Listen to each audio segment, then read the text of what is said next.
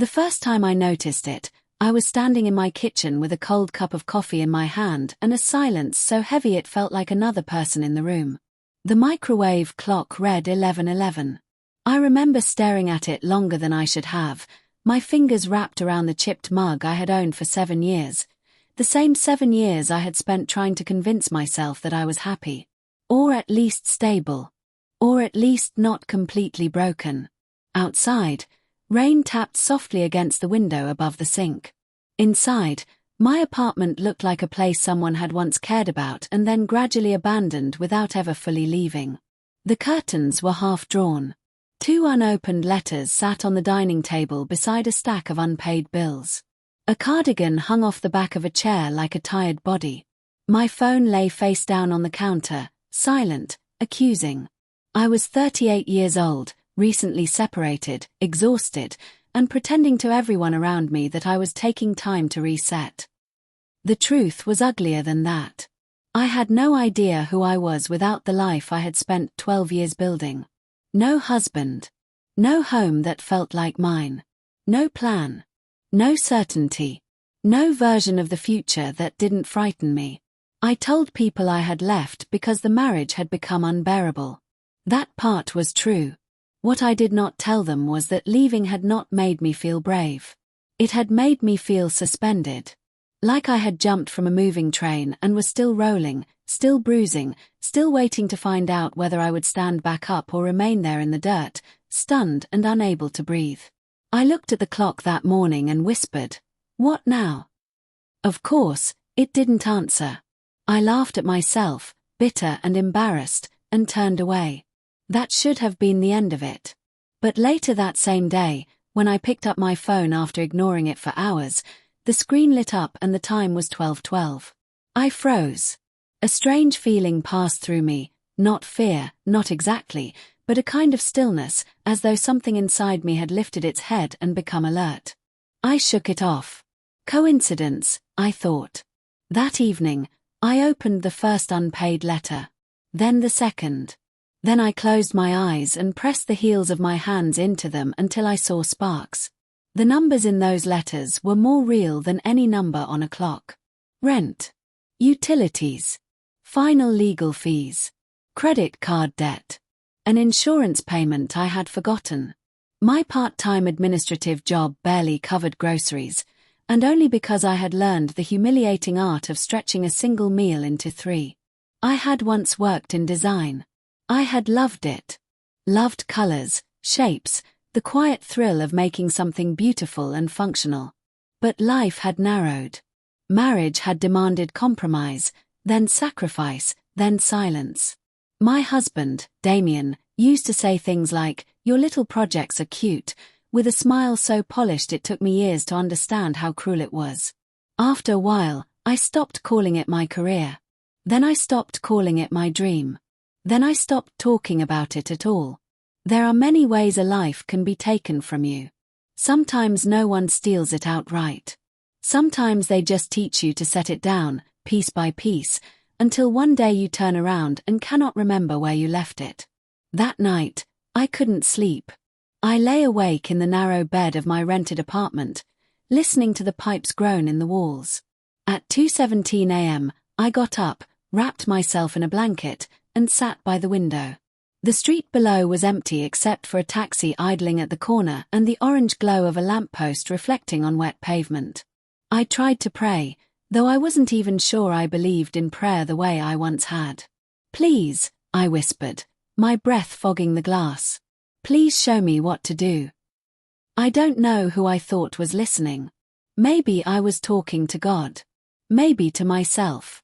Maybe to the version of me I had betrayed. Either way, I said it out loud, and that mattered. The next morning, I overslept and nearly missed the bus to work. On the ride there, packed shoulder to shoulder with strangers, I glanced up at the digital ad screen near the driver. An insurance ad flashed past. Then a travel ad. Then a promotional countdown clock for some limited time offer I didn't care about. 11:11. I stared. Someone behind me bumped my shoulder and muttered an apology, but I barely noticed. My skin prickled.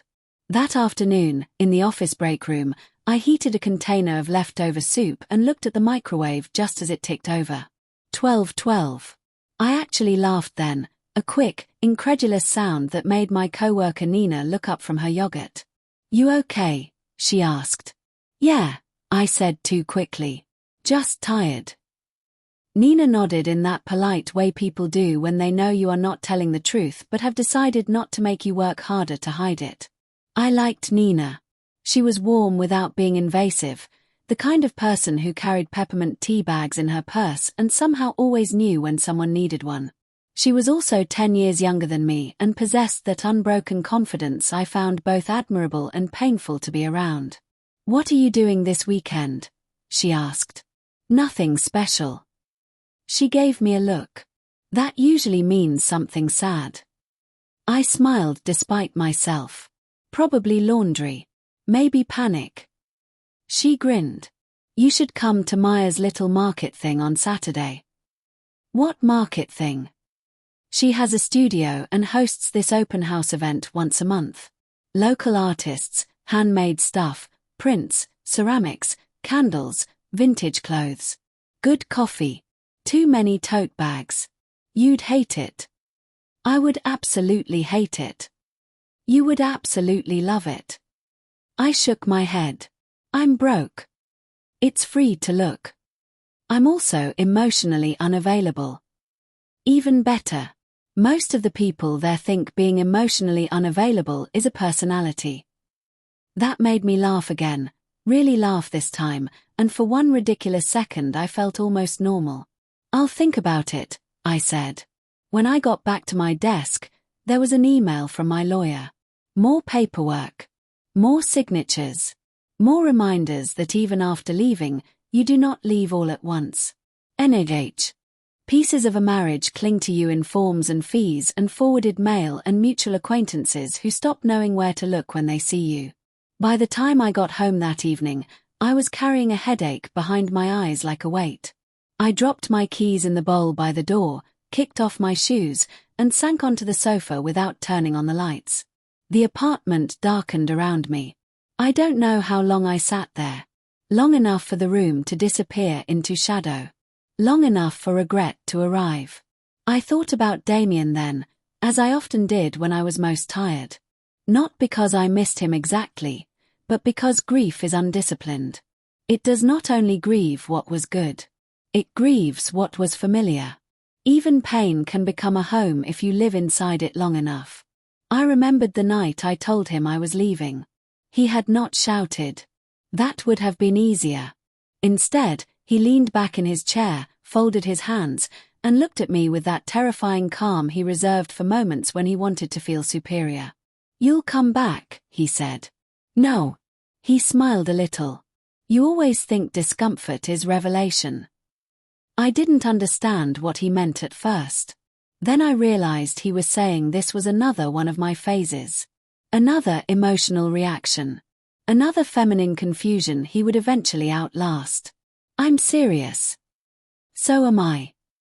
The thing about people who have slowly diminished you over years is that they begin to believe in your smallness more than you do. Even when you are standing at the door. Even when your suitcase is in your hand. Even when your voice shakes with the effort of becoming someone new. They still think they know the ending. That memory sat with me in the dark until anger began to warm my chest. Not rage. Something quieter. More useful. The kind that asks, is he right? The thought disgusted me. I stood up abruptly and turned on the lamp. The yellow light spilled across the room, exposing every neglected corner. On the bookshelf, between two old novels, was a sketchbook I had not opened in nearly 3 years. I don't know what made me reach for it. Maybe the silence. Maybe the ache. Maybe the simple need to touch something that had belonged to me before I began disappearing. I sat at the table, opened it, and found half-finished designs. Packaging concepts. Logo studies. Color palettes. Notes in the margins. Tiny bursts of ambition. Frozen mid-breath. My throat tightened. I ran my hand over the paper and felt a grief so sharp it almost doubled me over. Who was this woman? And where had she gone? I found an old mechanical pencil in the drawer and, without thinking too hard, began to draw. Not well. Not brilliantly. Not with the confidence I once had. But I drew. A label for an imaginary candle company. A minimalist tea box. A handwritten logo. A bottle. A card. A pattern of vines and moons I abandoned halfway through. The hours passed strangely after that, both fast and thick, like water. When I finally checked my phone, it was 11:11 p.m. I dropped the pencil. I stared at the screen for so long it dimmed, then went black. A coincidence once is nothing. Twice is still nothing. But after days of the same numbers appearing precisely when I felt most uncertain, most hollow, most near the edge of giving up, those digits began to feel less like chance and more like interruption. As though something kept refusing to let me drift entirely asleep inside my life. Saturday came cold and bright. I almost didn't go to the studio market. I stood in front of my closet for 20 minutes, rejecting outfit after outfit with the self-loathing precision of someone who has forgotten how to inhabit her own body. Everything felt wrong. Too old. Too plain. Too try-hard. Too tired. Eventually I put on jeans, boots, a black sweater, and my longest coat. Neutral enough to disappear in. The studio was in an old warehouse building by the canal, the kind of place with exposed brick and too many plants. Music floated softly through the open space. People moved from table to table with cups in hand, pausing over ceramics and handmade journals and framed prints. The air smelled like coffee, eucalyptus, and wax. I almost left immediately. Then Nina spotted me and waved as if I were the guest of honor. You came. Regretting it already. You're doing amazing. She dragged me gently through the crowd and introduced me to Maya, who wore a linen jumpsuit and 3 silver rings on every finger. Maya hugged like she had known me longer than 30 seconds. Nina, traitor that she was, mentioned that I used to work in design. Used to. Maya said sharply, turning to me. Used to implies death. Are you dead? Socially, perhaps. Maya snorted. Good. Social death is very fertile. Before I could answer, she pulled me toward a display table covered in candle jars, soaps, and beautifully branded paper goods. This is why I care, she said, tapping one of the labels. I need help. My products are good. My branding is confused. I've been trying to do it myself and now it all looks like 3 different women had a fight in a stationery shop. I laughed. She crossed her arms. You see it too. A little. A lot. A lot. Excellent. I trust you already. I looked at the table more carefully. She was right. The products were lovely, but the visual identity was scattered. Too many fonts, no cohesion, mismatched tones. Without meaning to, I began offering ideas. Your jars are elegant, I said. But the labels are too busy. The ingredients should be smaller. The scent name should lead. And if you're going for natural luxury, the palette needs restraint. Right now the green is fighting the gold. Maya stared at me. What? She turned and shouted. Nina, your sad friend is brilliant. Every face nearby did not turn, but it felt like they did. Heat rose to my cheeks. I'm not brilliant, I murmured. Maya ignored me. Do you freelance? No. Do you want to? I almost said no automatically. It sat on the tip of my tongue, old and obedient. Then I stopped. Did I want to? The answer arrived so fast it frightened me. Yes. Terribly. Deeply. Desperately. But wanting something and believing you can have it are not the same thing. I don't know, I said instead.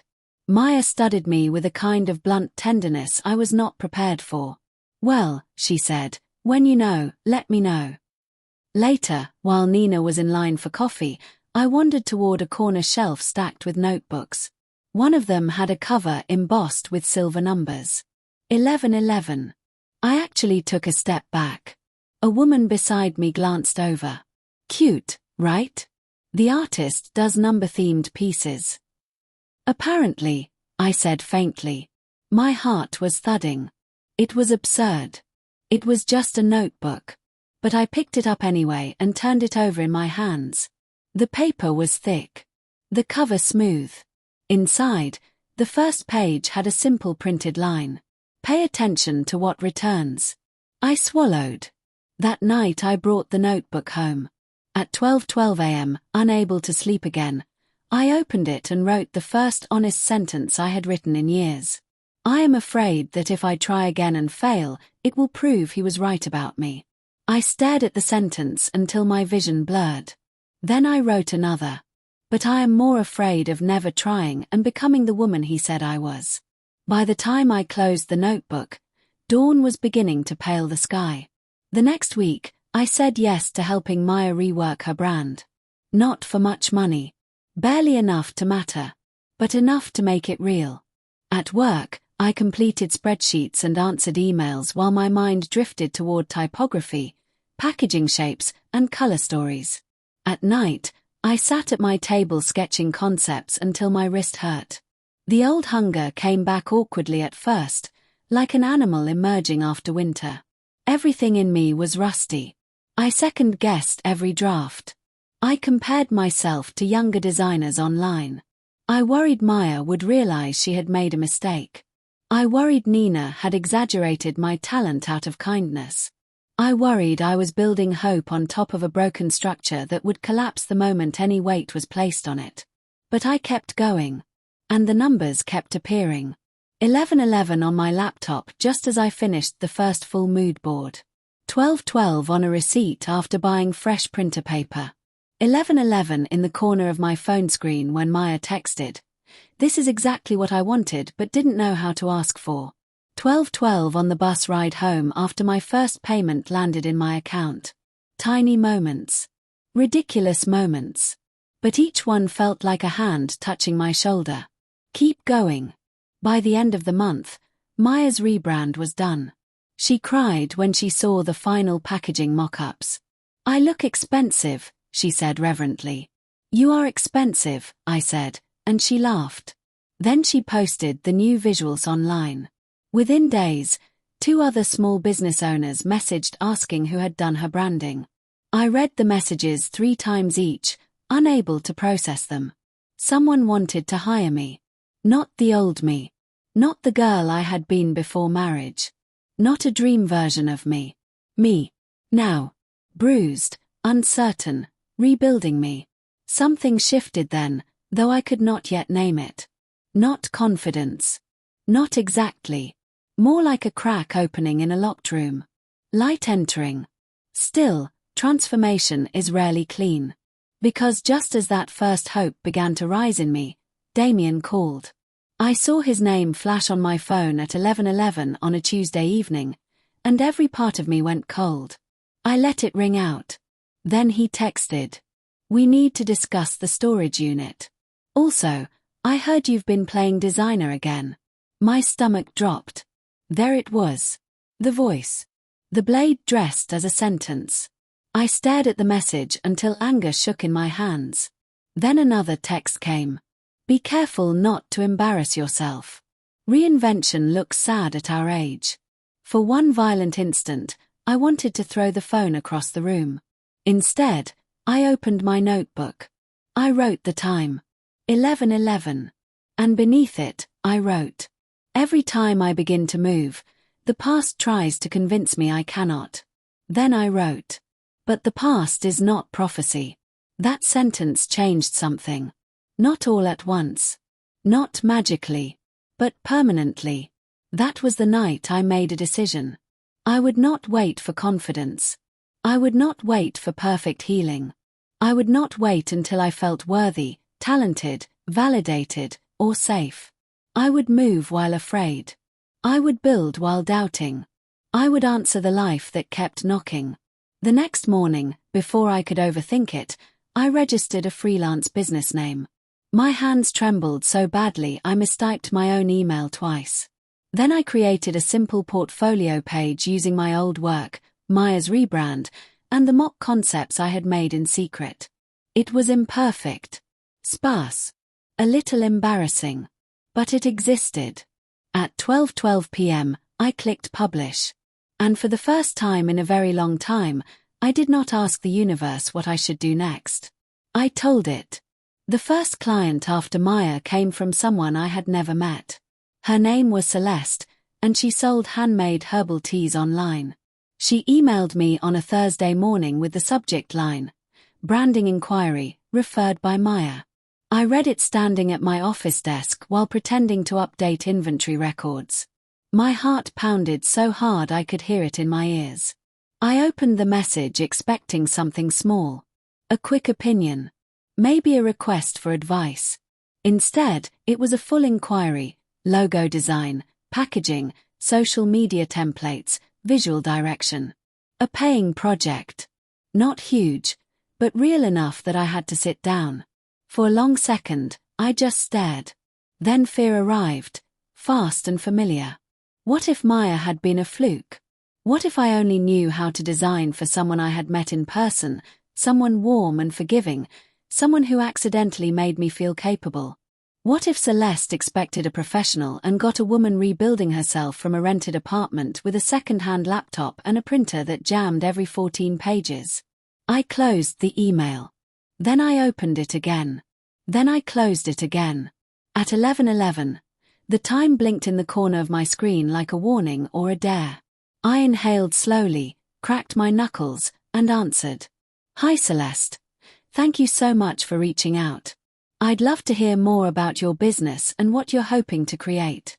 He walked away with stiff precision, and I closed the door with trembling hands. The minute the latch clicked, my knees nearly gave out. I sat on the floor in the hallway and stared at nothing, my pulse racing. Confronting him had not felt cinematic. It had felt terrifying. My mouth was dry. My chest hurt. My body had remembered every old fear, every old strategy of appeasement. But underneath the shaking, there was something else. Relief. Because I had not folded. I had not apologized for existing.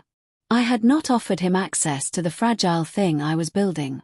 At 12:12, my phone lit up with a message from Celeste. "I just reviewed the first concepts. I have goosebumps. It feels like you saw exactly what I was trying to say." I looked at the text and burst into tears. Real tears. Hot, unstoppable. The kind that come when your body can no longer contain the distance between who you were and who you are becoming. I cried for 5 minutes on the hallway floor. Then I stood up, washed my face, and got back to work. Momentum is a dangerous kind of hope. It makes you believe your life might truly move. Within 2 months, I had 4 clients. 2 from referrals. 1 from social media. 1 from a woman who found my portfolio through a search at 1 a.m. while panic rebranding her skincare line. The money wasn't enormous, but it was enough to matter. Enough to make a spreadsheet for. Enough to let me imagine possibility without immediately correcting myself. I began waking before my alarm, eager. I began dressing with intention again. Not for beauty. Not for anyone else. Just because it felt like a way of participating in my own life. I bought fresh flowers one Friday. A ridiculous act, given my budget. But when I placed them in a glass jar on the table and saw how they changed the room, I understood that deprivation had trained me to believe beauty was frivolous. It isn't. Sometimes beauty is evidence that you have not given up. That month, Maya invited me to another studio market, not as a guest, but as a featured creative partner. She offered me half a table to showcase branding samples and hand-lettered prints. The old me almost said no out of reflex. The new me said, "Let me panic first, then answer." Maya said, "That's practically a yes." So I prepared. I printed small portfolio cards, mounted mock packaging samples, framed a few lettering pieces, created a simple sign with my business name, Lark and Line Studio. I stood looking at that name the night before the market and felt something close to disbelief. It had come to me on a bus ride home at 11:11 2 weeks earlier, Sudden and complete. Lark for morning, song, return. Line for design, direction, clarity. It felt like the kind of name I would have chosen before I learned to distrust my instincts. The market day arrived crisp and golden. I wore a rust-colored coat and boots polished enough to suggest competence. My stomach churned the whole way there. But once I was inside the studio, arranging my work under soft hanging lights, something settled in me. People came. People stopped. People asked questions. People picked up my cards. A woman running a small bakery wanted help with packaging. A photographer asked about brand identity. A newly launched candle company complimented my type choices in a tone that felt almost flirtatious, professionally speaking. Around noon, while I was explaining color hierarchy to a man selling artisanal jam, Maya leaned toward me and whispered, "You have the face of someone trying not to realize she's good at this." I'm trying not to vomit. Same family of feeling. At exactly 12:12, a woman in a camel coat stepped up to my table and introduced herself as Sabine. She owned a boutique wellness store with 3 locations and was planning a private label product line. "I've looked at everything in this room," she said, tapping one of my mock-ups. "This is the first work that feels alive." Those words went through me like light. She asked if I was available for a meeting the following week. I said yes, trying not to sound like I might levitate. When she walked away, I gripped the edge of the table and inhaled carefully. This was no longer a fragile private experiment. It was beginning. And beginnings, I learned, come with grief. Because the closer I moved toward the life I wanted, the more sharply I felt the years I had lost. The compromises. The self-betrayals. The birthdays spent shrinking. The projects abandoned. The confidence worn down grain by grain. One evening, after the market, I found an old photo while searching a drawer for stamps. It was me at 27, seated on the floor of my first studio apartment, surrounded by sketches and paint chips, smiling straight at the camera with a kind of unedited certainty. I sat on the bed and stared at her. At me. She looked so open. So unashamed of wanting things. I started crying before I knew why. Not because she was gone, but because she had waited for me so long. I slipped the photo into my 1111 notebook. That notebook had become its own kind of witness. Every time the numbers appeared, I wrote where I was, what I felt, what I feared, what I had just done or was about to do. Over time, patterns emerged. 1111 often found me on the edge of action. 1212 often came after a decision had been made. I knew how irrational that sounded. I knew clocks do not carry messages. I knew human minds are meaning-making machines, always stitching narrative from randomness. And yet, was that so foolish? If a symbol helps you listen to yourself more honestly, does it matter whether the universe placed it there or you simply became ready to see it? One rainy Tuesday, Sabine and I met at a quiet cafe to discuss her project. She brought product samples in minimalist jars, all cream and black and matte glass. She wanted refinement, softness, authority. "I don't want it to look sterile," she said. "I want it to feel like care with standards." I loved her immediately. We spoke for nearly 2 hours. By the time we parted, she had signed a contract and paid the deposit. It was more money than I had made in one creative project in over a decade. I walked out into the rain in a daze. At 11:11 that night, I opened my banking app and looked at the balance with shaking hands. Not wealth. Not security. But proof. My life had begun to answer me back. A month later, my manager at the office called me in for a conversation. He closed the door, folded his hands, and gave me the tight smile people wear when they think they're being kind while delivering bad news. "We're restructuring." My stomach dropped. Of course, just when I was beginning to trust the ground beneath me, the ground would move. He explained redundancies, reduced hours, budget constraints. My role would remain, but only part-time beginning next month. I nodded through the meeting with a strange calm that frightened me more than panic would have. When it was over, I walked to the bathroom, locked myself in a stall, and sat on the closed toilet lid staring at the tiled floor. Reduced hours meant less guaranteed income, less safety, less certainty, but it also meant something else. I looked at my phone. 11:11. A laugh burst out of me, half hysterical. "You've got to be joking," I whispered. I should have been devastated. And part of me was. But beneath the fear, another feeling rose like dawn. What if this wasn't punishment? What if it was the bridge I had been too afraid to step onto by choice? That night I spread all my finances across the kitchen table. Bills. Income projections. Client possibilities. Worst-case estimates. Best-case fantasies. I calculated until my eyes blurred. The truth was sobering. I could survive the part-time reduction for a while. I could maybe even make more if I took on additional clients. But only if I treated this seriously. Only if I stopped behaving like my real life was the one that exhausted me and my meaningful life was the one I squeezed into leftovers. At 12:12 a.m., I wrote in the notebook. I keep asking for change, but I still flinch when it arrives in work clothes instead of miracle clothes. Then, beneath it, maybe the sign is not the number. Maybe the sign is the decision it forces. The next morning, I emailed 3 inquiries I had been too timid to answer boldly. I raised my rates for new clients. I updated my portfolio. I posted my work publicly instead of hiding behind polite understatement. I told Nina I was considering leaving the office entirely within 6 months. She stared at me over her coffee and slowly smiled. "There you are," she said. "Who?"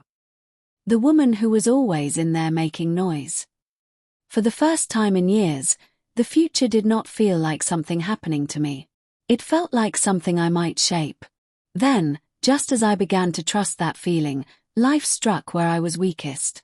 My mother called. She and I had never been close in the easy way. Love existed between us, but it was tangled in criticism, distance, and the generational habit of mistaking endurance for wisdom. She was a woman who survived by hardening, and she had never entirely forgiven softness in anyone else. "I fell," she said. The words sharpened the room instantly. "Are you all right?" "My hip. Nothing broken, they say. But I need help for a little while." She lived 2 hours away. The old reflex rose immediately. Go, manage, fix, postpone yourself. I almost agreed before I even understood what it would cost. But this time, something in me paused. Not from selfishness. From consciousness. Because women like me are taught that love and self-erasure are twins. That being needed is the same as being valuable. That your own becoming can always be delayed in service of someone else's crisis. I loved my mother. I wanted to help. But I also knew how easily for a little while could become another season of disappearance. So I said the hardest thing. "I'll help you arrange support. I'll come for the weekend. But I can't move in." Silence. Then her voice cooled. "I see." Guilt flooded me so hard I nearly took it back. But I held the line. We arranged visiting care. I traveled that weekend. I stocked her fridge, changed her bedding, coordinated medication, listened to her complain, swallowed my guilt, returned home Sunday night, and spent half the train ride crying quietly into my scarf. Boundaries are lonely at first. Especially when you were raised to experience them as betrayal. At 11:11, somewhere between stations, I looked out at my reflection in the dark window and realized I no longer looked lost. Not found. Not finished. But no longer lost. And that mattered more than I can explain. By the end of that season, everything in my life felt both more fragile and more alive. My marriage was ending on paper. My day job was shrinking. My creative work was growing. My mother was aging. My past still spoke. My future had begun to answer. And always, somewhere in the middle of ordinary days, there they were. 11:11. 12:12. Not magic. Not prophecy. Just little doorways through which I kept returning to myself. Still, I had no idea how much would change. Or how much courage the next step would require. Because the real turning point had not yet come. It arrived on a grey Thursday morning in the form of a simple email subject line. Termination of part-time role, effective next month. I stared at the screen until the words stopped looking like language. The office had decided not to keep even the reduced version of my position. My hands went numb. Then cold. Then strangely steady. Fear rose first. Then silence. Then, from somewhere deep within the ruins of who I had been, a voice I finally recognized as my own. Now, when I lost the office job, everyone expected me to panic. That is not entirely fair. Some people expected me to recover. Nina expected me to build something glorious out of the wreckage. Maya expected me to swear dramatically and then rebrand the experience into a chapter title. My mother expected me to be realistic, which in her language meant reduce my desires to fit the available chair. But most people, those on the edges of my life, the casual observers, the relatives who treated information like weather, assumed this would be the moment I would scramble for the nearest stable thing and cling to it. For one day, I almost did. I sat at my kitchen table with the termination email open and job listings in a second tab. Administrative assistant. Office coordinator. Reception. Customer support. Salaries that would pay rent. Roles that would let me survive. Roles that would also quietly drain the color from me again if I let them become permanent. I am not arrogant about work. I know survival matters. I know not everyone has the luxury of choosing meaning over security. I know what it is to need the guaranteed check more than the dream. But something had shifted in me over the past months, and I could not unknow it.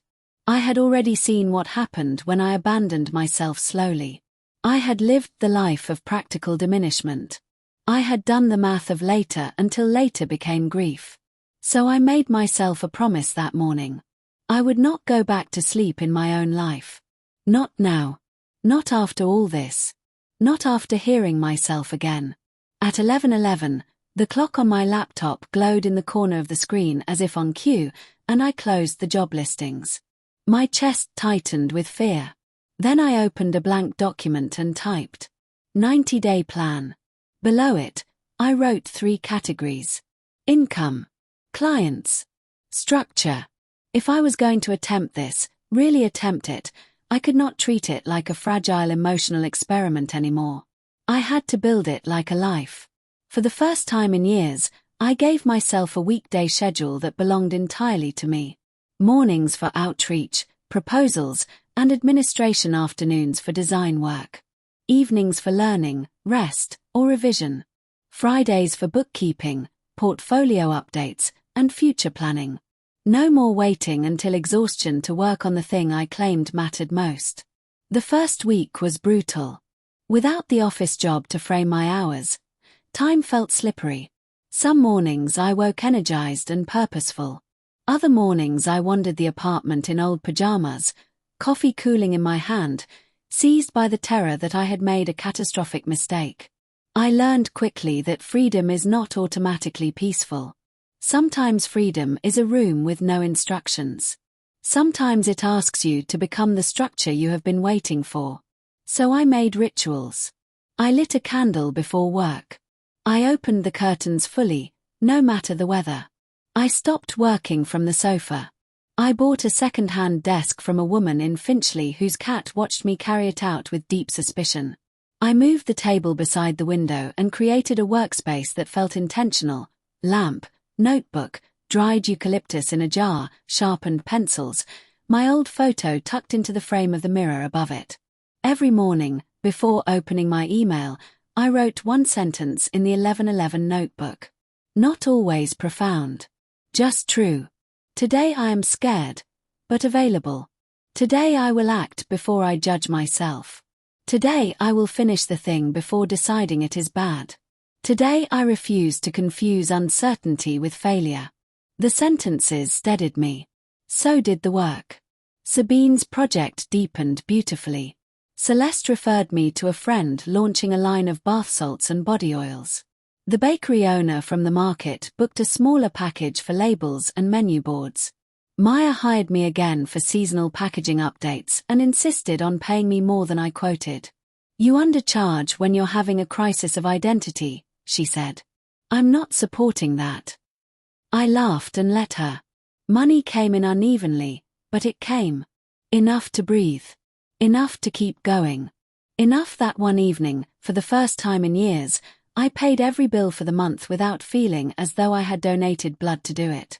At 12:12 that afternoon, standing in line at the post office to mail a sample pack to a client, I checked my account balance and felt tears sting my eyes. Not because it was huge. Because it was honest. Earned by my own mind. My own hands. My own return to myself. That night I bought flowers again. This time without guilt. Still, not every victory arrived dressed as triumph. The legal divorce process dragged on with its familiar humiliations, valuations, signatures, asset disputes, small logistical cruelties that seemed engineered to keep hurt circulating long after love had died. Damien remained difficult in the precise, civilized ways difficult men often are. He did not scream. He delayed. He misunderstood. He questioned line items. He suggested mediation at inconvenient times. He requested revisions. He inserted his presence into every administrative corner he could still reach. And every time his name appeared, some old reflex in me recoiled. But less each time. Because I had something now that I did not have while married to him. A center. Not perfect self-esteem. Not total healing. A center. A place inside me that no longer consulted him on my worth. When the final papers arrived, I did not celebrate immediately. I sat at the desk, signed where required, and stared at the pages with a numbness that made me feel ashamed. Shouldn't I feel free? Shouldn't I feel vindicated? Shouldn't this be the cinematic ending of something painful? Instead, I felt tired. Then sad. Then unexpectedly tender toward the woman I had been all those years. Trying, hoping, excusing, shrinking, surviving. I placed the pen down and whispered, "You can rest now." The room was very quiet. The clock on my phone read 11:11. I closed my eyes and let myself cry, not for Damien, not for the marriage itself, but for the version of me who had spent so long believing that endurance was noble even when it was killing her spirit. Some grief deserves witnesses. Some grief becomes its own. Mine sat with me in silence until it softened enough to carry. 2 weeks later, Sabine called with news that changed everything. Her private label line had launched in a soft release across her wellness stores and sold far beyond projections in the first weekend. Customers were posting the packaging online. Other small retailers were asking who had developed the brand identity. "I need to expand the project," she said. "And also, I've already recommended you to 2 people." I laughed out loud. Then she added, almost casually, "Also, I hope this isn't too forward, but would you consider consulting with my friend's company? They're larger than your usual clients, I think, but your work is exactly what they need." Larger than my usual clients. The phrase lodged in me like a spark. A week later, I found myself in a glass-walled meeting room with the founder of a growing lifestyle company that wanted a full visual refresh. They had investors. Deadlines. Multiple product lines. A team. It was the kind of client I would once have assumed belonged to some other version of reality. Some polished woman with a design degree from the right place and an impeccable wardrobe and an unbroken career trajectory. Instead, it was me in a charcoal blazer from a charity shop, with a leather portfolio case I'd bought second-hand online and polished until it looked expensive. I expected to feel like an imposter. Instead, when they started asking questions, I felt something else. Prepared. Because struggle teaches you things comfort cannot. It teaches you how to listen closely, how to read subtext, how to hear when a brand wants authority but fears coldness, when a founder says elevated but means I want to be taken seriously, when a company says clean but really means we don't trust emotion. By the end of the meeting, I had spoken with a clarity that startled even me. On the train home, I replayed parts of the conversation in disbelief. At 12:12, my email chimed. "We'd love to move forward. Please send your proposal." I covered my mouth with my hand and laughed into my scarf like a woman trying not to alarm strangers. When I got home, I did not sit in disbelief the way I once would have. I opened my laptop and wrote the proposal. That is how I knew I had changed. Not because miracles arrived. Because when opportunity knocked, I no longer mistook it for a prank. As the months passed, Lark and Line Studio became less fragile, more structured. I upgraded my website, refined my services, formalized my process, set office hours, built a wait list, hired a bookkeeper for 2 hours a month because numbers still made me want to lie down dramatically. And with each practical step, my emotional life shifted too. The apartment changed first. Not in size or luxury. In feeling. I painted one wall a soft clay color. I framed a few pieces of my work. I replaced the harsh overhead bulb with warmer light. I bought linen curtains from a closing sale and hemmed them badly. I filled the rooms with proof that I lived there on purpose. Home, I learned, is not always the place where your life happened. Sometimes it is the place where your life resumed. My relationship with my mother changed next, though not gracefully. She improved physically, but our conversations remained lined with the old tensions. She still questioned my choices in ways that felt less like curiosity and more like anxiety disguised as judgment. "You're freelancing full-time now?" she asked one evening on the phone. "Yes." "And that's enough?" "For now, yes." A pause. "I just don't want you disappointed." I looked out the window at the city dimming into evening. "I've been disappointed before," I said quietly. "That isn't what destroys you." Silence. Then, softly, "No. I suppose not." It wasn't reconciliation. Not exactly. But it was the first truthful conversation we'd had in years. Sometimes healing in families is not warmth. Sometimes it is simply the end of pretending. Nina left the office world not long after and started training as a therapist, which felt so perfectly Nina that I almost laughed when she told me. We met for coffee often. Maya remained gloriously chaotic and once sent me a voice note at 11:11 saying, "I know this is your sacred goblin hour or whatever, but please remind me never to use rose gold foil again." I kept that message and listened to it whenever life felt too serious. As for love, I did not go looking for it. Not because I was bitter. Because for the first time in my adult life, I was no longer starving for someone else to confirm I existed. That changed the atmosphere around everything. I noticed beauty more. The woman reading poetry on the bus. The old man buying tulips. The sharp smell of rain on warm pavement. The relief of opening my front door after a long day and knowing peace lived there. I did go on one date, arranged by Sabine's relentlessly hopeful sister. He was kind, beautifully dressed, and talked about himself the way some men perform sincerity, as if honesty were a sequence they had practiced. He was not awful. I simply spent the evening aware that I would rather be home revising a packaging concept. This once would have depressed me. Instead it made me smile. What a luxury, to prefer your own company without sadness. Winter came. Then another spring.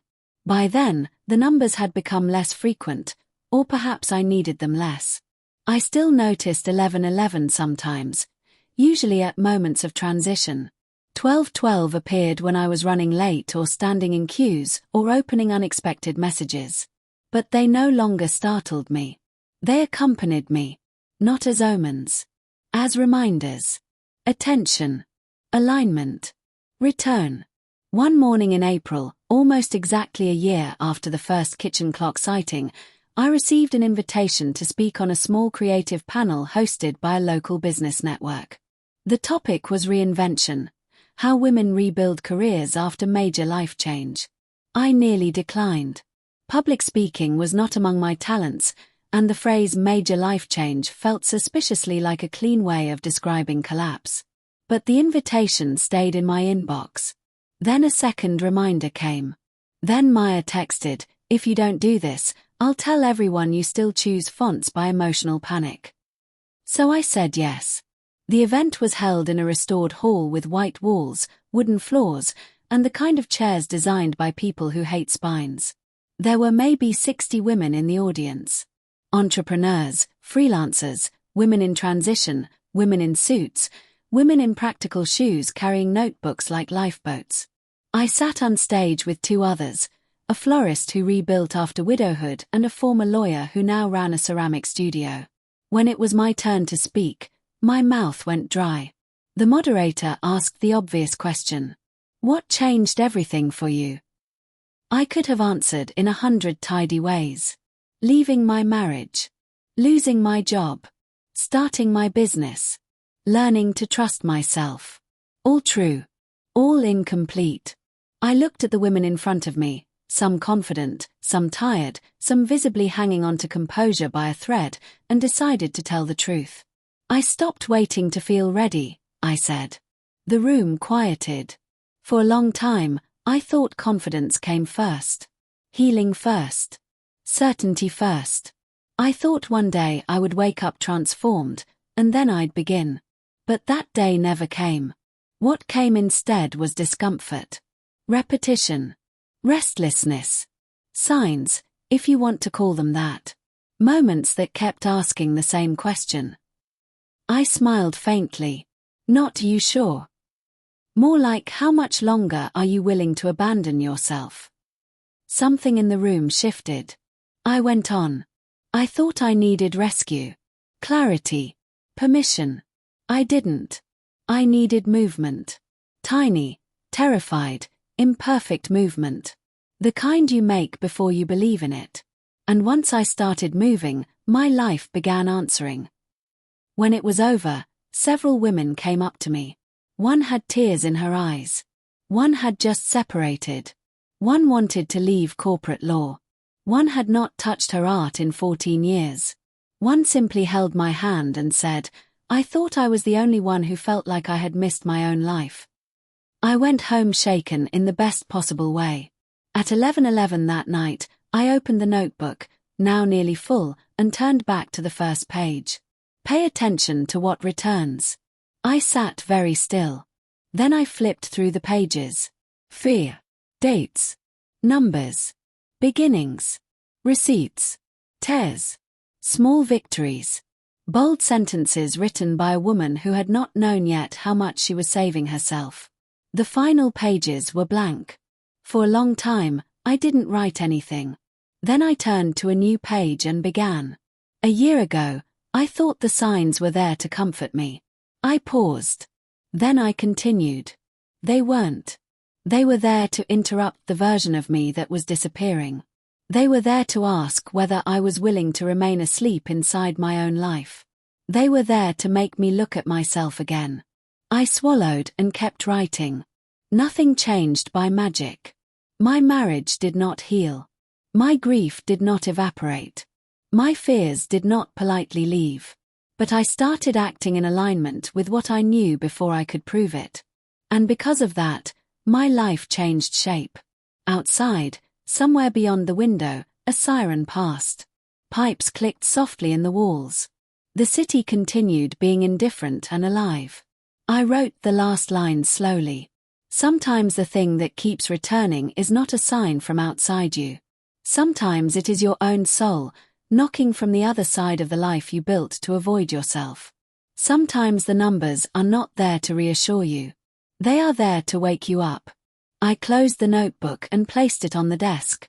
Then I stood, crossed the apartment, and opened the window. The air that entered was cool and clean. Below, the street lamps cast long amber pools on the pavement. Somewhere, someone laughed. Somewhere, a train moved through the dark. Somewhere, another woman was probably staring at a clock, wondering if the ache in her chest meant something, wondering if she had missed her moment, wondering whether it was too late. I wanted to tell her this. No. It is not too late to hear yourself. Not too late to begin badly. Not too late to leave what diminishes you. Not too late to build something after ruin. Not too late to become visible to your own life again. The apartment around me was still modest. My savings were still growing, not abundant. My future remained unwritten. Some days still hurt. Some losses still echoed. Some fears still visited. But I was awake. And there is no small power in that. A few days later, I met Nina for coffee before her classes. The cafe was crowded, the windows fogged from inside, the tables full of laptops and folded umbrellas. She arrived flushed from the cold, dropped into the chair opposite me, and said, "You look happy. Don't deny it, it's embarrassing for your brand." "I don't have a sadness brand." "You absolutely did." I smiled into my cup. She studied me for a moment. "Softer now. You know, when I first invited you to Maya's studio, I really thought I was just trying to get you out of the house." "You were." "I didn't know it would become all this." "Neither did I." She leaned back. "Do you still see them? The numbers?" She nodded. "Sometimes." "And?" I looked out the window at the rain beginning again, thin silver lines against the glass. "And now," I said, "I don't ask what they mean." "What do you ask?" I smiled. "Whether I'm listening." At that exact moment, her phone lit up on the table between us. 11:11. We both stared. Then Nina looked at me and burst out laughing so hard the people at the next table glanced over. "Well," she said when she could breathe again, "subtle." I laughed too, the sound warm and full and unfamiliar only because it had once been so rare. Outside, the rain deepened. Inside, the coffee steamed. The hour passed, as all hours do. But I noticed it. And then, instead of waiting for life to explain itself to me, I picked up my coat, paid the bill, and stepped forward into it.